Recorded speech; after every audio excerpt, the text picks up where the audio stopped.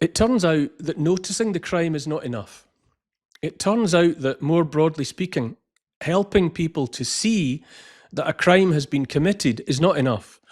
It turns out that the old line about the truth being like a lion that once set free will take care of itself ain't necessarily so. A few days ago, I attended an international conference on the Channel Island of Guernsey about life and health beyond COVID. I'm prepared to bet that only a handful of people watching this will have known the conference even took place. I know, because I was there, that mainstream media turned the blindest of blind eyes to the event before, during and after, despite being told about it beforehand. There were more than 300 people in the room, not bad given that Guernsey is not the easiest place to get to. It's a small place, measuring just 8 miles by 5, home to just some 60-odd thousand folk. Despite those facts, the conference saw speakers of the highest calibre. In the world inhabited by those of us who watched the COVID debacle with heads in hands and spent some or all of the past 6 years howling into the wind about wrongs done and the absolute absence of consequences for any of those responsible, for those of us who continue to care, names like Peter McCullough from Texas, one of the most credentialed and published cardiologists on earth, Britain, Angus Dalgleish, a preeminent oncologist, journalist and filmmaker Del Bigtree, also from Texas, have been and continue to be shining lights. All have been beyond diligent in forensically analysing data, including data from the likes of Pfizer, in pursuit of understanding what happened and what is continuing to happen to world health. Regardless of the effort required to get to Guernsey, and in the certain knowledge that what they had to say would be heard only by a few hundred attendees actually in the room, those luminaries and many more speakers besides saw fit to attend and give freely of their time. All have paid the price for telling the truth when it flew in the face of the narrative broadcast by the powerful. None has submitted to the pressure to go away and be silent. Guernsey, as you may or may not know, is home to one of the most COVID-jabbed populations in the world, some 93% of inhabitants having rolled up their sleeves and taken the hit. Many have taken multiple hits. Many survivors of harm, continuing to suffer every day, as well as those speaking up on behalf of the dead, were in that room. How often do we hear from government of action that must be taken, most notably in relation to free speech and social media, to protect public well-being and, most of all, to protect children? On Sunday, I listened to one jab-damaged person after another report suffering and misery, and none of it is acknowledged by the authorities as a cause for concern. Certainly not worth investigating. Jab-injured British doctor Chris Flowers spoke of his own suffering, but mostly he was there to present the findings of thousands of researchers who painstakingly worked through mountains of data compiled by Pfizer. There are still millions more pages of documents that have not yet been released from among the total trove that Pfizer went to court in hopes, unfulfilled hopes as it happens, of locking down for 75 years. The results of the efforts by Chris and those thousands of researchers are in this book, the Pfizer Papers.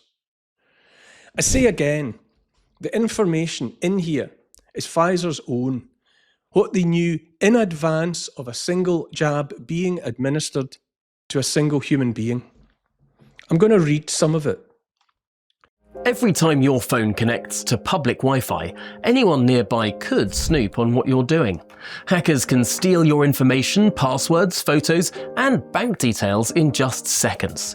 ExpressVPN encrypts your connection, making it virtually impossible for hackers to access your personal information.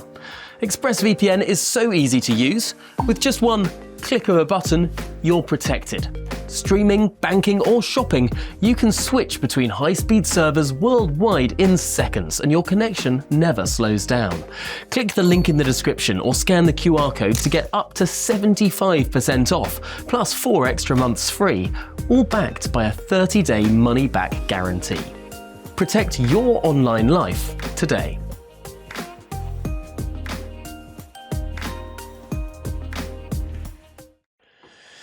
Pfizer knew that the vaccine materials, lipid nanoparticles, and industrial fat coated in polyethylene glycol, a petroleum byproduct, mRNA and spike protein, did not remain in the deltoid muscle as claimed by all spokespeople. Rather, it dispersed throughout the body in 48 hours, like a shotgun blast, as one of the authors, Dr. Robert Chandler, put it. It crossed every membrane in the human body, including the blood-brain barrier, and accumulated in the liver, adrenals, spleen, brain, and, if one is a woman, in the ovaries. Dr. Chandler saw no mechanism whereby those materials leave the body, so every injection appears to pack more such materials into organs. Pfizer hired 2,400 full-time staffers to help process the large increase of adverse event reports being submitted to the company's worldwide safety database. Pfizer knew by April 2021 that the injections damaged the hearts of young people. Pfizer knew by February the 28th, 2021, just 90 days after the public rollout of their COVID vaccine, that its injection was linked to a myriad of adverse events. Far from being chills, fever, fatigue, as the CDC and other authorities claimed were the most worrying side effects, the actual side effects were catastrophically serious. Severe COVID-19 liver injury, neurological adverse events, facial paralysis, kidney injury, autoimmune diseases, chilblains, a localized form of vasculitis that affects the fingers and toes, multiple organ dysfunction syndrome, the activation of dormant herpes zoster infections, skin and mucous membrane lesions, damaged lung structure, respiratory failure, acute respiratory distress syndrome, thousands of people with arthritis-type joint pain. One of the most common side effects were recorded clots, lung clots, leg clots, thrombotic thrombocytopenia, horrific skin conditions, a florid plethora of cardiac issues, myocarditis, pericarditis, tachycardia, arrhythmia. Not one representative of the world's media bothered to listen to any of it, even to acknowledge it was happening. On the evening before the conference, filmmaker and journalist Del Bigtree premiered his film, An Inconvenient Study. The study in question compared chronic illnesses in children who have received vaccinations and those who have not. Its lead author is Dr. Marcus Zervos of the Henry Ford Health, a preeminent research centre, but never submitted for publication. Del Bigtree and his team commissioned the report, and its findings are detailed in the film. In summary, it found that in the United States of America, children receiving the full suite of childhood jabs are demonstrably less healthy than those left unjabbed. And that's putting it very mildly indeed. The study is not available to the public. A statement from Henry Ford Health reads, quote, "This report was not published because it did not meet the rigorous scientific standards we demand as a premier medical research institution. Data has consistently shown vaccinations are a safe and effective way to protect children against potentially life-altering diseases." End quote. The perpetual frustration for those of us who have known what we know, who know that all of the evidence of wrongdoing has been available for years now, that there is more and more damning evidence every day. The frustration is that even in the midst of what some are calling the great noticing, still nothing happens. Nothing is done.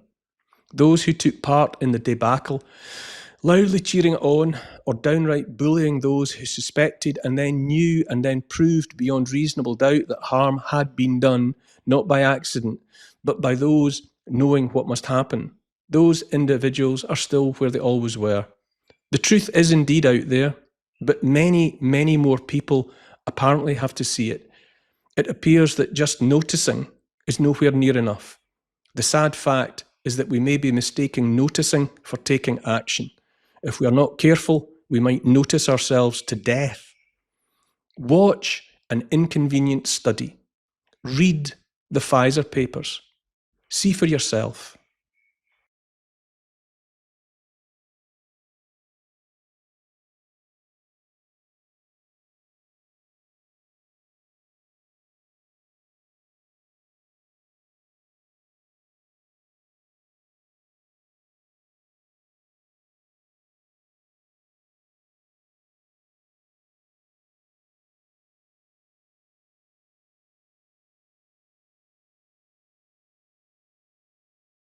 If you've enjoyed this content, don't forget to click and subscribe. And if you haven't already done so, go to the App Store and download the GB News app.